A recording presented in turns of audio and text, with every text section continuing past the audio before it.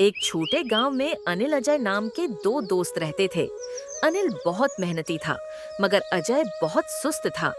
आलस से अपने खेत में काम करता था।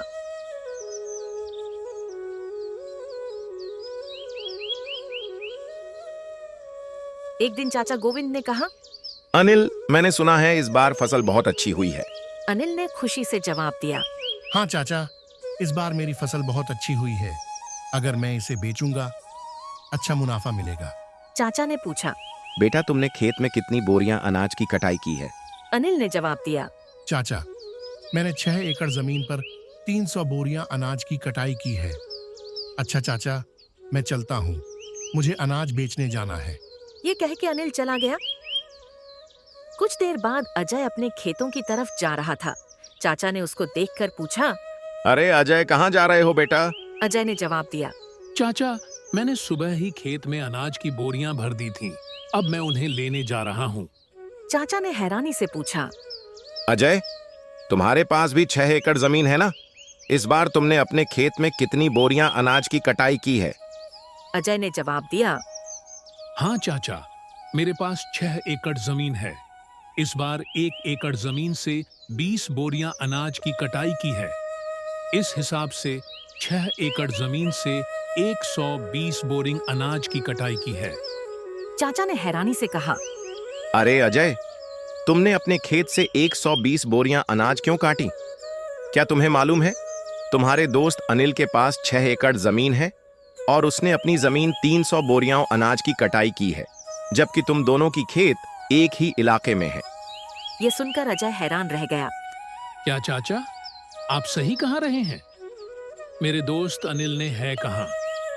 इस बार खेत में 300 बोरियां अनाज की कटाई की, लेकिन उसने मुझे नहीं बताया। मैं अब चलता हूं।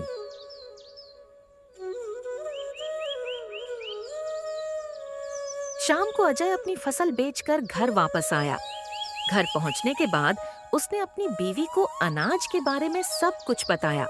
उसकी बीवी ने कहा। मैं जानती हूँ तुम्हारी फसल कम क्यों हुई है, क्योंकि तुम अपने दोस्त की तरह मेहनत नहीं करते, इसीलिए तुम्हारी उत्पादन कम हुई है।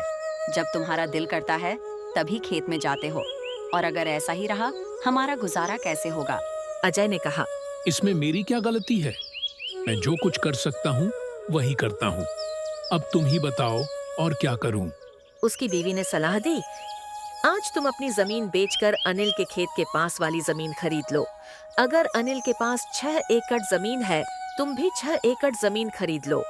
अनिल से कहो, अब हम दोनों 12 एकड़ जमीन पर मिलकर काम करेंगे और जो भी मुनाफा होगा हम बराबर बांट लेंगे। अजय ने कहा। हाँ, तुम ठीक कह रही हो। मैं कल अनिल के पास जाकर उससे बात करूंगा, और जितना मैं अनिल को जानता हूँ वह मुझे इनकार नहीं करेगा। फिर अगली सुबह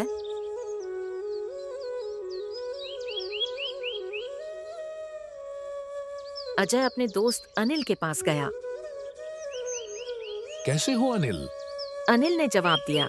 अजय, मैं ठीक हूँ, तुम बताओ, सुबह सुबह यहाँ आना कैसे हुआ? अनिल, हम दोनों बचपन के बहुत अच्छे दोस्त हैं। कि मैं सोच रहा था अपनी जमीन बेचकर तुम्हारे खेत के पास वाली जमीन खरीद लूं, वह भी 6 एकड़, बिल्कुल तुम्हारी जमीन के बराबर। अनिल ने खुशी से कहा। हाँ भाई, अजय खरीद लो, ये तो बहुत अच्छी बात है। मुझे भी एक अच्छा पड़ोसी मिल जाएगा। अजय ने और कहा। मगर अनिल, तुम्हें कोई आपत्ति ना हो तो हम दोनों तुम्हारी मेरी जमीन पर खेती करें, क्योंकि अलग अलग काम करने से बेहतर है दोनों एक जगह काम करें। अगर हम दोनों मेहनत करेंगे तो हमें मुनाफा अच्छा होगा। अनिल ने मुस्कुराकर जवाब दिया। हाँ हाँ भाई, अजय, मुझे कोई आपत्ति नहीं है। चलो हम अपने सेठ गोपाल के पास चलते हैं और जमीन खरीदने बेचने की बात करते हैं, क्योंकि मेरे खेत की पास वाली जमीन सेठ गोपाल की है। फिर दोनों सेठ गोपाल के पास गए। फिर अजय ने कहा। सेठ जी, मैं अनिल के खेत की पास वाली जमीन खरीदना चाहता हूँ। सेठ गोपाल ने जवाब दिया।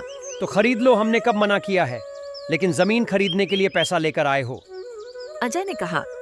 दरअसल सेठ जी, बात यह है, 6 एकड़ जमीन है। मैं अनिल की करीब वाली जमीन खरीदना चाहता हूँ। सेठ गोपाल ने जवाब दिया। तो खरीद लो, मुझे कोई समस्या नहीं, लेकिन बदले में मुझे तुम्हारी जमीन के साथ 10,000 रुपए भी दो। अजय चौंक कर बोला। मगर सेठ जी, मेरी जमीन भी 6 एकड़ है और आपकी जमीन भी 6 एकड़ है, तो आप मुझसे 10,000 क्यों मांग रहे हो? सेठ गोपाल ने जवाब दिया। देखो भाई अजय, जमीन की कीमत समय पर निर्भर करती है। अगर खरीदनी है तो 10,000 रुपए दो, वरना कोई दिक्कत नहीं है।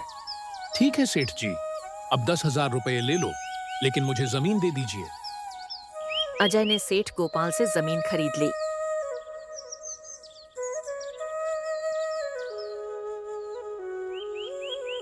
कुछ दिनों बाद अनिल ने अजय से कहा। सुनो भाई अजय, हमें कल से खेतों की जुताई करनी होगी। कल सुबह खेत जाने के लिए तैयार रहना। ओह यार, खेतों की जुताई में बहुत मेहनत होती है। हल के साथ पूरा खेत जोतना पड़ता है। मुझे इस काम से बचने के लिए कोई बहाना बनाना पड़ेगा। सुन भाई अनिल, आज मेरी पत्नी की माँ का निधन हो गया है और मुझे उनके घर 19 दिन के लिए जाना होगा। अगर मैं उनके घर नहीं गया, अच्छा नहीं लगेगा। हाँ भाई अजय, ये बात तो सही है। वह तुम्हारी माँ जैसी है, तो तुम वहां, मैं तुम्हारे हिस्से का काम कर लूंगा। तुम बेफिक्र होकर जाओ। मुझे लगा था तुम इस बात पर कभी राजी नहीं होगा।